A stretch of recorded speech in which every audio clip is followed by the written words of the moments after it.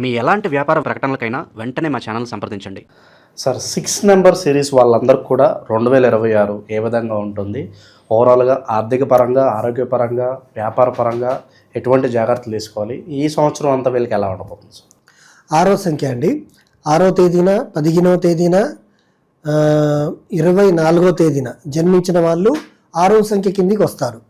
ఈ 6వ సంఖ్య కారకత్వం ఏంటంటే అండి, దీనికి అధిపతి శుక్రుడు. శుక్రుడు ఈజ్ ఏ లగ్జరస్ట్గా చెప్పచ్చు.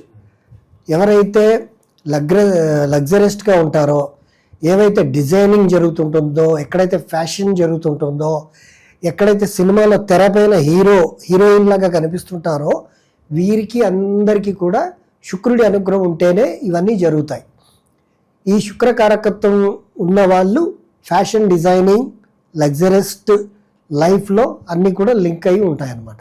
కాబట్టి 6వ సంఖ్యకి అధిపతి శుక్రుడు. ఆయన కారకత్వాలు ఇవి. ఆ శుక్రుడు ఎప్పుడు కూడా ఒక బాధ్యతగా, అంటే ఈ సంఖ్య కారకత్వం ఏంటంటే బాధ్యత అనేది తీసుకుంటుంది ఎక్కువగా, కుటుంబ బాధ్యత ఎక్కువగా తీసుకుంటుంది. తర్వాత నీట్నెస్ అండ్ ఫ్యాషనబుల్గా ఉండడము అనే కారకత్వాలు వీళ్ళ లోపల ఎక్కువగా ఉంటాయి. అయితే ఈ కారకత్వాల్లో ఇలాంటి కారకత్వాలు ఉన్నప్పుడు దీంట్లో సెలబ్రిటీస్ని మనం తీసుకుంటే ఏఆర్ రెహమాన్ అండి. ఏఆర్ రెహమాన్ 6వ సంఖ్యలో జన్మించారు. జాహ్నవి కపూర్ అంటే శ్రీదేవి కూతురు జాహ్నవి కపూర్ కూడా 6వ సంఖ్య కిందికి వస్తుంది. తర్వాత మన హీరో నాని కూడా 6వ సంఖ్యలోనే జన్మించారు. ఈ 6వ సంఖ్యలో జన్మించిన వాళ్ళకి ఈ సంవత్సరం ఎలా ఉండబోతుందంటే, సూర్యుడు వీళ్ళకి ఏమి ఇవ్వబోతున్నాడంటే, వీళ్ళకి బాగా క్రమశిక్షణ ఇవ్వబోతున్నాడు. వీళ్ళు ఏంటంటే ఎంత కష్టపడితే అంత నిలదొక్కుంటారే తప్ప ఏమాత్రం కూడా కొంచెం నిర్లక్ష్యం చేసినా వీళ్ళు డౌన్, అంటే గత సంవత్సరం కంటే ఈ సంవత్సరంలో డౌన్కి రావడానికి అవకాశం ఉండదు. డౌన్ అంటే 100 రూపాయలు సంపాదించే వాళ్ళు 50 రూపాయలు సంపాదించడానికి అవకాశం ఉంటుంది. కాబట్టి వీళ్ళు ఏంటంటే కాన్సన్ట్రేషన్ ఎక్కువ పెట్టాలి. ఈ సంవత్సరం అనేది ఆత్మవిశ్వాసం వీళ్ళకి తగ్గబోతుంది. పేరు ప్రఖ్యాతలు, గౌరవ మర్యాదల్లో జాగ్రత్తగా ఉండాలి. నలుగుట్లో మనం పేరు వస్తుందా అన్న దగ్గర మనం అతి ఆత్మవిశ్వాసం చూపిస్తే ఉన్న పేరు అంతా కూడా డిస్టర్బెన్స్ అవ్వడానికి ఛాన్సెస్ కనిపిస్తున్నాయి. ఎందుకు ఇలా చెప్తున్నానంటే నా ఓన్గా చెప్పట్లేదు. దీనికి ఏవి అంటే 6కి సూర్యుడు దేవతలకి ఏది మనకు దేవతామూర్తిగా రిజల్ట్ ఇస్తుంటాడు. శుక్రుడు అనేది రాక్షసులకు గురువుగా రిజల్ట్ ఇస్తుంటాడు అనమాట. వీళ్ళిద్దరికి పడదు. 16వ తేదీన మన ఏది బ్యాడ్ ఇన్సిడెంట్స్ అన్ని కూడా జరిగాయని చూస్తుంటాం. కాబట్టి వీళ్ళ పొంతన అనేది కరెక్ట్గా ఉండదు. వీళ్ళు బ్యాలెన్సింగ్ చేసుకుంటే బాగుంటుంది. అందుకే ఆత్మవిశ్వాసం అనేది తగ్గబోతుంది అని చెప్పాను. సంఘంలో గౌరవ మర్యాదలు తగ్గబోతున్నాయి. నిలబెట్టుకోవాలి. తెలుసుకుంటే జయించవచ్చండి. తెలియకపోతేనే ఇబ్బంది పడతారు. ఈరోజు ఇట్లా విధంగా తెలుసుకుంటే కష్టాలు వస్తున్నాయని ముందే తెలుసుకుంటే ఎదిరించి దాన్ని పోరాడతాం, రిజల్ట్ అనేది తీసుకుంటాం. కాబట్టి గౌరవ మర్యాదలన్నీ కూడా కాపాడుకోవాలి. ఉద్యోగం చేసేవాళ్ళు ఉద్యోగంలో ట్రాన్స్ఫర్లు అవ్వడానికి అవకాశం ఉంది. ఎలాంటి ట్రాన్స్ఫర్? నష్టాలతో కూడుకున్నటువంటి, కలిసి రాదంటారు అంతగా. ఏదన్నా వాదన కానీ కోపతాపాలతో వీళ్ళే ట్రాన్స్ఫర్ తీసుకోవడం కానీ ఉద్యోగాలు మారడం కానీ ప్లాన్లు వేసుకుంటూ ఉంటారు. అలా చేసినా కూడా నష్టాలే వస్తాయి. కాబట్టి ఉన్న దాంట్లోనే మనం ఈ మైనస్ ఉంది, మన దాంట్లో నుండి ఏదైనా మైనస్ జరగబోతుందని మనం ముందుగానే తెలుసుకొని ఉద్యోగంలో ఇప్పుడు కాదు కొన్ని రోజులు మనం ఇంకా నిలదొక్కుకోవాలని వీళ్ళు ముందుకెళ్తే కనుక ఉద్యోగాల్లో వీళ్ళు జయించగలుగుతారు. తర్వాత వ్యాపారంలో వీరు ఎవరైనా నమ్మి పార్ట్నర్షిప్ చేస్తే కనుక వీళ్ళ ఖచ్చితంగా మోసాలు ఉండబోతున్నాయి. పార్ట్నర్షిప్లు వీళ్ళకి ఈ సంవత్సరం కలిసి రావు. వీళ్ళకి సంబంధించినటువంటి సంఖ్యలు ఉంటాయి, వాళ్ళతో పార్ట్నర్షిప్ చేస్తే నో ప్రాబ్లం అండి. కానీ పార్ట్నర్షిప్ కానీ కొత్త వ్యాపారాలు కానీ మొదలుపెట్టే ముందు ఆచితూచి బాగా తెలిసిన వాళ్ళను సంప్రదించి వీళ్ళు కనుక ముందుకెళ్తే ఏమైనా నిలదొక్కుంటారే తప్ప నూతన వ్యాపారాలు కూడా వీళ్ళకి నష్టాలు ఇవ్వబోతున్నాయి, జాగ్రత్త పడాలి. తర్వాత వచ్చేసి విద్యార్థులు ఏంటంటే వీళ్ళు చేద్దామని అనుకుంటారు, ఎగ్జామ్ రాసే ముందు చదువుకుందాంలే అని నిర్లక్ష్యాలు చేస్తుంటారు. ఆ ఎగ్జామ్ రాసే ముందు కూడా వీళ్ళకు చదువుకునే మైండ్ సెట్ అనేది సహకరించదన్నమాట. ఏంటంటే చదువులో నిర్లక్ష్యం అవ్వడానికి ప్రేమ కలాపాలన్నీ కూడా పిచ్చి ప్రేమ కలాపాలన్నీ కూడా డిస్టర్బెన్స్ చేస్తాయి వీళ్ళకి.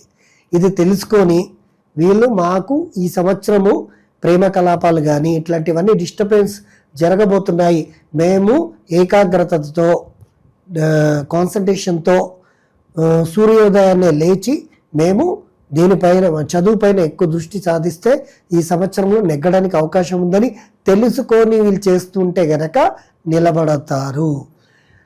తర్వాత కుటుంబంలో ఏంటంటే చివాట్లు తప్పవు.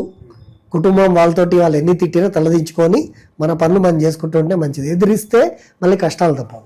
తర్వాత ఆరోగ్య విషయంలో ఆరోగ్య జాగ్రత్తలు వీళ్ళు చాలా తీసుకోవాలి. ఏంటంటే సడన్గా ఏదైనా డిసిషన్ తీసుకొని మనకు వెళ్ళడం, చిన్న చిన్న దెబ్బలు తగలడము ఇట్లాంటివి జరుగుతుంటాయి అన్నమాట. పెద్ద ఇన్సిడెంట్ కాదు, చిన్న చిన్న దెబ్బలు తగలడము, అయ్యో నేను అనవసరంగా పరిగెత్తానే, నేను అనవసరంగా ఇంత ఫుడ్ తినేసానే అన్న ఇవి ఉంటాయి. అవి జాగ్రత్త పడితే చాలండి ఆరోగ్య విషయంలో.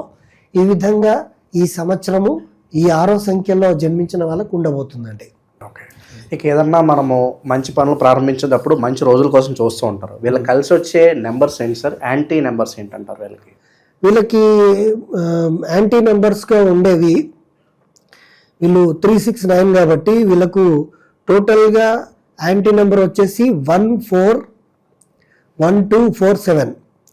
ఈ తేదీల్లో వీళ్ళు పనులు చేయకూడదు. 1వ తారీఖు, 2వ తారీఖు, 4వ తారీఖు, 7వ తారీఖుల్లో ఈ 6వ సంఖ్య వాళ్ళు పనులు చేయకూడదు. 4వ తారీఖులో చేసుకోవచ్చు, 1, 2, 7 ఈ తారీఖుల్లో వీళ్ళు పనులు స్టార్ట్ చేయకూడదు. తర్వాత వీళ్ళకి కలిసి వచ్చే నెంబర్లు 3వ తారీఖు, 6వ తారీఖు, 9వ తారీఖు. అంటే ఈ 2025 వీళ్ళకి మంచి ధనాదాయం కానీ మంచి లాభాలు కానీ వీళ్ళకి దారి చూపించింది ఈ 3, 6, 9 ఈ సంఖ్యల్లో కనుక వీళ్ళు కొత్త పనులు స్టార్ట్ చేస్తే వీళ్ళకి అన్ని కూడా శుభాలు ఉంటాయి, మంచి జరుగుతుంది. ఇక కామన్గా చేసుకోవాల్సిన పరిహారాలు ఏంటి సార్ ఈ సంవత్సరం మొత్తం కూడా ఈ నెంబర్ సిరీస్ వాళ్ళు? 6వ సంఖ్యలో జన్మించినటువంటి వాళ్ళు శుక్రవారం రోజు గాయత్రి అంటే సూర్య నమస్కారం చేయడం మర్చిపోకూడదు. ఆదిత్య హృదయం వినాలి, సూర్యుడికి నీళ్లు సమర్పించాలి. అండ్ శుక్రవారం రోజు వీళ్ళు కొంచెం ఉపవాసం దీక్షలు పాటిస్తే మంచిది. శుక్రవారం రోజున ఆలయంలో శుక్రుడికి సంబంధించినటువంటి ప్రసాదము ఏమిటంటారంటే బెబ్బర్లు, మన తెల్ల బెబ్బర్లు ఉంటాయి కదండి, ఆ బెబ్బర్లు శుక్రవారం రోజున అమ్మవారి గుళ్ళో వీళ్ళు శుద్ధిగా అంటే స్వయంగా వీళ్ళు వండి తీసుకెళ్ళి అక్కడ నైవేద్యం పెట్టి నలుగురికి పంచితే వీళ్ళకి సంవత్సరం అంతా కూడా బాగుంటుందండి. ఆ విధంగా వీళ్ళు శుక్రవారం రోజు పాటించాలి. 6, 3, 6, 9 తేదీల్లో పనులు స్టార్ట్ చేయాలి. 1, 2, 7 ఈ తేదీల్లో వీళ్ళు పనులు స్టార్ట్ చేయకూడదు. సార్ కొంతమంది ఓన్లీ ఆస్ట్రాలజీ డీల్ చేస్తారు, కొంతమంది న్యూమరాలజీ డీల్ చేస్తారు, కొంతమంది వాస్తు డీల్ చేస్తారు. మీరు మూడింటిని మిక్స్ చేసేసి మూడిట్లో పరిజ్ఞానం సంపాదించారు. మరి ఎవరన్నా ఈ సబ్జెక్ట్స్ మీ ద్వారా నేర్చుకోవాలనుకుంటే ఏదన్నా అవకాశం ఉంటుందా మీ ద్వారా ఏదన్నా? అవునండి, మంచి క్వశ్చన్ అడిగారు. ఏంటంటే చాలా మందిలో నేను కొన్ని కన్ఫ్యూజన్స్ అనేది చూసామండి. మేము ఇప్పుడు ఈ ఫీల్డ్లో 25 ఇయర్స్ నుండి పనిచేస్తున్నాం. అయితే మేము ఎక్కువగా జనాలకి రిజల్ట్ రాని విషయాలు ఏంటి అని గమనిస్తుంటాం, రీసెర్చ్ చేస్తుంటాం కదండి. దీంట్లో ఏంటంటే ఒక జ్యోతిష్యం మేము పట్టుకుంటే 100% రిజల్ట్ రాలేదు. తర్వాత జ్యోతిష్యానికి వాస్తు కలుపుకుంటే కొంచెం బెటర్ రిజల్ట్స్ వచ్చాయి. న్యూమరాలజీ కూడా తీసుకుంటే ఈ మూడుటిని కలిపితేనే మాకు బెస్ట్ రిజల్ట్స్ అనేటివి వచ్చాయన్నమాట. నా క్లయింట్స్ అందరు కూడా ఈ మూడింటిని బట్టే మేము బాగా మీ దగ్గర నుండి బాగా లాభాలు పొందామని చెప్పారు. ఇది ఇప్పటి నుండి కాదండి, చాలా సంవత్సరాల నుండి జరుగుతుంది. తర్వాత వచ్చేసి వీళ్ళకి ఉద్యోగము. ఎవరికైతే ఈ న్యూమరాలజీ, ఆస్ట్రాలజీ, వాస్తు పైన అసలు ఇవి పనిచేస్తాయా లేదా అని ఏమైనా సంశయాలు ఉన్నా, లేదా లైఫ్లో ఇంకా మంచి మార్పులు తెచ్చుకోవాలనుకున్నా, మీ అందరి కోసం నేను 2026 జనవరి 10వ తేదీన, ఆ రోజు కూడా ఏకాదశి అవుతుంది, ఆ ఏకాదశి రోజున నేను ఈ క్లాసెస్ స్టార్ట్ చేస్తున్నానండి. న్యూమరాలజీ, ఆస్ట్రాలజీ, వాస్తు. మీకు ఆసక్తి ఉన్న వాళ్ళందరూ కూడా దీంట్లో జాయిన్ అవ్వచ్చు. ఈ విద్యను మీరే నేర్చుకొని మీ జాతకాన్ని మీరే చూసుకోవచ్చు, మీ ఇంటిని మీరే వాస్తు చేసుకోవచ్చు, అసలు ఈ జ్యోతిషం పనిచేస్తుందా లేదో మీరే తెలుసుకోవచ్చు. ఎప్పుడైతే మన జాతక, మన భవిష్యత్తు, మన జీవితం అనేది మనకు తెలిసినంత ఎదుటి వారికి తెలియదు. కాబట్టి మన జ్యోతిష్యం అనేది మనం ఫస్ట్ తెలుసుకుంటే మనకు ఇతరులు చెప్పడానికి బాగొస్తుంది. కాబట్టి మీ ఇంటికి మీరే వాస్తు చేసుకోండి, జ్యోతిష్యం మీరే చేసుకోండి, మీ నేమ్ అనేది మీరే ఇది చేసుకోండి. మీరు లైఫ్లో ఈ క్లాసెస్ ద్వారా మంచి లాభాలు పొందబోతారు. 6వ నెంబర్ సిరీస్ వాళ్ళందరికీ కూడా అన్ని శుభాలే జరగాలి 2026లో అని చెప్పి మనస్ఫూర్తి కోరుకుందాం sir. Thank you so much. Thank you అండి.